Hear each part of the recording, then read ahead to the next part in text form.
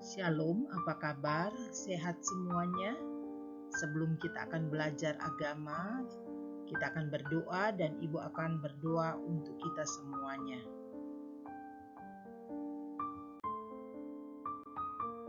Tuhan Yesus berkati kami akan belajar pada hari ini, beri kami kemampuan, beri kami hikmat akal budi yang berasal daripada Tuhan menjadi bagian kami, dan beri kami kepintaran.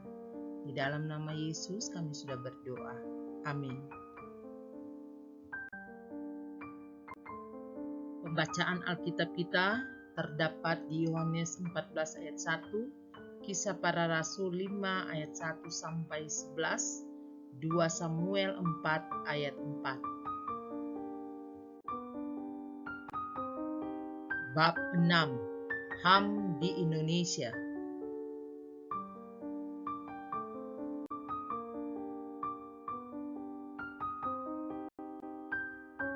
A.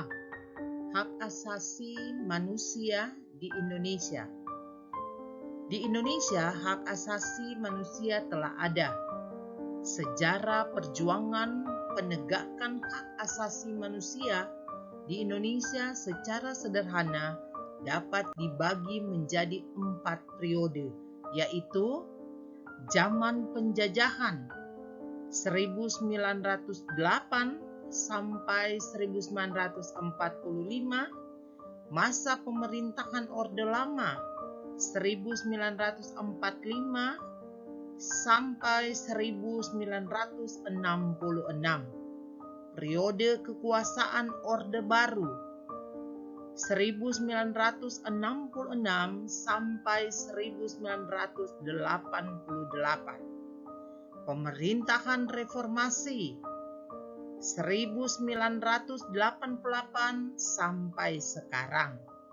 Perjuangan hak asasi manusia di Indonesia telah dimulai sejak kebangkitan nasional pada 20 Mei 1908 dilanjutkan dengan lahirnya Sumpah Pemuda 28 Oktober 1928. Hak asasi manusia dalam pandangan Pancasila menjunjung tinggi harkat dan martabat. Sebagai makhluk Tuhan yang diciptakan sebagai makhluk individu dan makhluk sosial, dikaruniai hak, kebebasan, dan kewajiban dalam kehidupan berbangsa dan bernegara.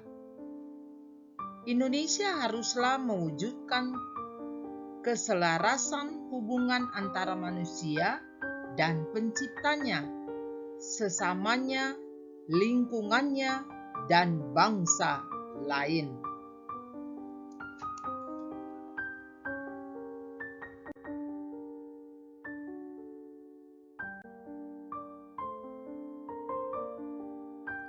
B. Landasan hukum HAM di Indonesia. Landasan hak asasi manusia di Indonesia terdapat dalam 1. Undang-Undang Dasar tahun 1945, 2. TAP MPR nomor 17 MPR tahun 1998 tentang hak asasi manusia, Piagam HAM di Indonesia tahun 1998 yang terdiri atas 10 bab mengatur hal-hal berikut. Undang-Undang nomor 39 tahun 1999 tentang HAM yang disahkan pada tanggal 23 September tahun 1999 terdiri atas 11 bab dan 106 pasal. HAM diatur dalam bab 3. Landasan hukum hak asasi manusia tidak saja memberikan kebebasan manusia untuk mendapatkan haknya, sekaligus melindungi hak asasi manusia. Artinya, mewajibkan setiap manusia menghargai dan menghormati hak yang sama pada manusia lainnya. Sikap yang suka menonjol, meremehkan orang lain dapat menimbulkan pelanggaran terhadap hak orang lain. Jadi, hak asasi manusia tidak hanya bicara tentang apa yang berhak diterima setiap orang, tetapi juga apa yang harus dilakukan setiap orang agar haknya dan hak orang lain terjamin pemenuhannya.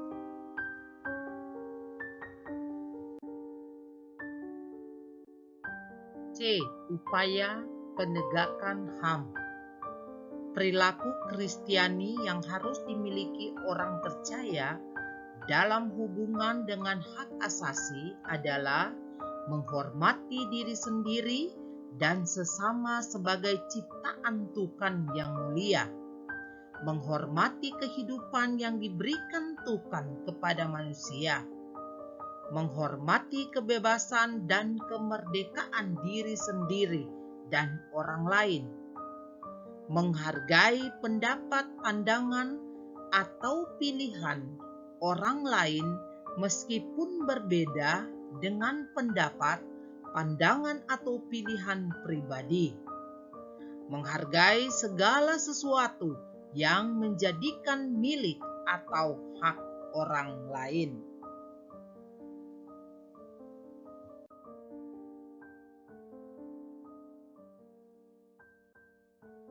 D. Peran gereja di Indonesia. Gereja ada dan tumbuh dalam masyarakat. Gereja tidak dapat bersikap acuh tak acuh terhadap persoalan di sekitarnya, termasuk terkait dengan HAM. Gereja dapat berperan aktif dengan cara: 1. Memberikan pengajaran tentang HAM. 2. Menempatkan manusia sebagai ciptaan Allah yang berharkat, martabat, mulia. 3. Mencegah dan menyelesaikan permasalahan HAM. Gereja memberikan pemahaman tentang HAM dalam konsep Alkitab, memberi pengakuan terhadap pentingnya menjunjung tinggi HAM dalam kehidupan bergereja dan memperhatikan pemenuhan hak asasi setiap anggotanya.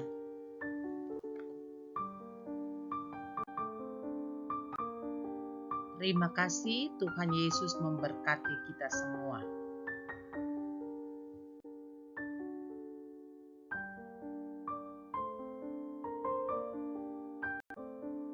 Mari kita berdoa. Tuhan Yesus, terima kasih karena Tuhan sudah menyertai kami, Tuhan sudah menolong dan memberkati kami sehingga kami sudah selesai belajar pelajaran agama. Tuhan Yesus, beri kami kemampuan, berikan kami hikmat, dan berikan kami keberhasilan. Terima kasih Tuhan Yesus, dalam nama Yesus kami sudah berdoa. Amin.